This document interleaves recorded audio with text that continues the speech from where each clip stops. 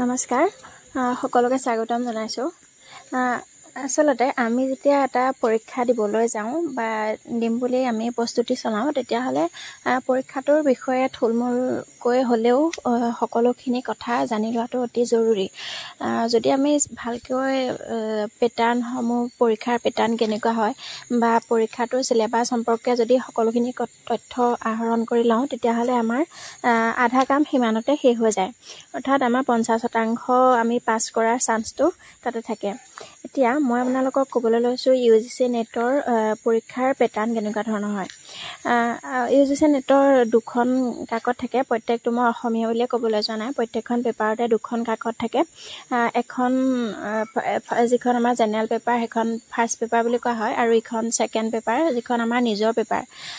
যিখন general paper হয় সেইখনত 100 নম্বৰ থাকে টোটেল, আৰু প্ৰত্যেকটো কুৱেশ্যনত 2 মাৰ্ককে থাকে, অৰ্থাৎ 50টা কুৱেশ্যন থাকে আৰু তাৰে 2-2কে নম্বৰ, টোটেল 100 নম্বৰ হয়। আৰু সেইখন কোৱালিফাইং বুলি কথা নাই, সেইখনত যিমানখিনি নম্বৰ আপোনালোকে আহৰণ কৰিব পাৰে সেই নম্বৰখিনি আপোনাক পাছ কৰাত সহায় কৰে, অৰ্থাৎ ইখন পেপাৰটো আপোনালোকৰ নম্বৰ কাউণ্ট কৰাত সহায় কৰে।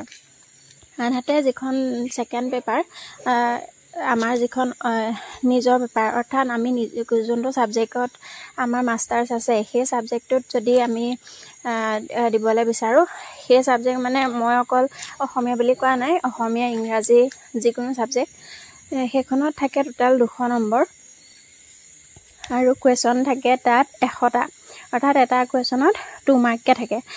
ইয়াত কোনো নিগেটিভ মাৰ্কৰ কথা নাথাকে, অৰ্থাৎ আমি এতিয়া যদি এইখনত 200 নম্বৰৰ ভিতৰত 200 নম্বৰে পালোঁ, বা অৰ্থাৎ 100টা কুৱেশ্যনে যদি আমি শুদ্ধ কৰিলোঁ তেতিয়াহ'লে ইখনৰ পৰা আপুনি 5 নহয় 10, 2, 4 যি পায় সেয়া নম্বৰে। আমাৰ যিখিনি অসমীয়া ছাত্ৰ ছাত্ৰী আছে, অসমীয়া কাকতখনৰ কথা কৈছোঁ, সেই কাকতখনত আমি চিলেবাছটো ভালকৈ অধ্যয়ন কৰিব লাগিব। সেই চিলেবাছটোত কেইজনমান ব্যক্তিৰ নাম মেনশ্যন কৰি দিয়া হৈছে, অৰ্থাৎ অসমীয়া সাহিত্যটো এনেকুৱা এটা বস্তু যিটো পঢ়ি গ'লে ওলাই থাকে, আপোনালোকে কিমান মানুহৰ কথা মনত ৰাখিব।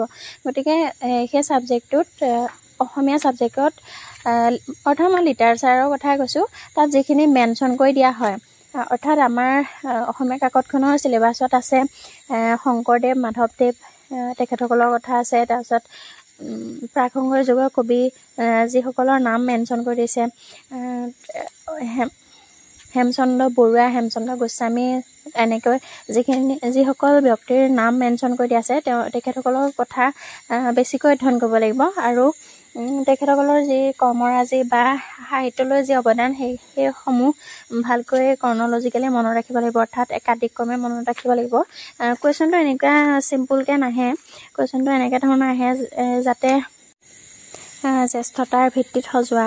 যদি আমি তেনেকুৱা ধৰণৰ কুৱেশ্যন জ্যেষ্ঠতাৰ ভিত্তিত সজাবলৈ বহুত কুৱেশ্যন আহে, আৰু কোন চনত কোনোবা এখন গ্ৰন্থৰ কোন চনত হৈছিলে, ৰচনা হৈছিলে, সেইটো যদি দি দিয়া হয় তেতিয়াহ'লে চনটো মানে এখন গ্ৰন্থৰ কথা নিদিয়ে, 4খন গ্ৰন্থ একাদিক্ৰমে সজাবলৈ দিয়ে, তেতিয়াহ'লে আমি সেই ব্যক্তিসকলৰ অৱদান, সেই গ্ৰন্থকেইখন কিমানৰ পৰা কিমান সময়ত ৰচনা কৰিছিলে সেইটো আমি জনাটো অতি প্ৰয়োজন।